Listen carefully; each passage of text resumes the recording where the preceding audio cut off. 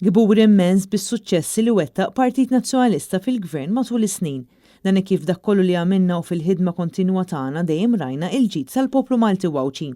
Dan kien il-qofol tal-messaġġ illi wassal l-MP Nazzjonalista David Casa matul attività politika bit-tema mill-indipendenza sal-Ewropa illi saret il-ġimgħa fil-għaxija fil-Belt Valletta. Matul din l-attività bis-sem ta' diversi kelliema fosthom tal-Viċi Kap tal-Partit Nazzjonalista Elix Perċi Kalaxxone kienu diskussi fost oħrajn il-kisbiet importanti li gvernijiet nazzjonalisti ħadmu għalihom matul is-snin, kisbiet li sawru in-nazzjon u li permezz tagħhom iċ-ċittadini Maltin u Għawċin setgħu jilħqu l-aspirazzjonijiet illi jgħixu ħajja aħjar filwaqt li jwettqu il-ħolm tagħhom.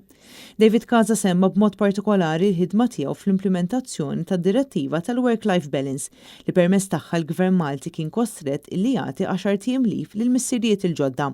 Apparti dan ħadem biex ikun hemm aktar fondi għal Malta permezz tal-Fond Soċjali Ewropew u l-Fond Soċjali għall-Klima. Dan kif it-tibdil tal-klima huwa u se jkun aktar ta' teddida għal familji u l-persuni l-aktar vulnerabbli fis-soċjetà.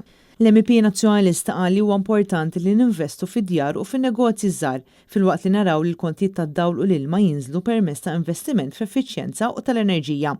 Semma wkoll il-ħidma tiegħu wassal biex ikun hemm aktar protezzjoni għal ġurnalisti għax id-demokrazija ma taħdimx tajjeb jekk ma jkunx hemm aċċess ħieles għall-informazzjoni.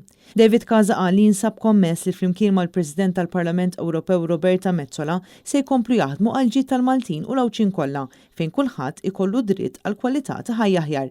Preżenti għal din l-attività kien hemm is-Segretarju Ġenerali Michael Piccinino kif ukoll numru ta' deputati nazzjonalisti.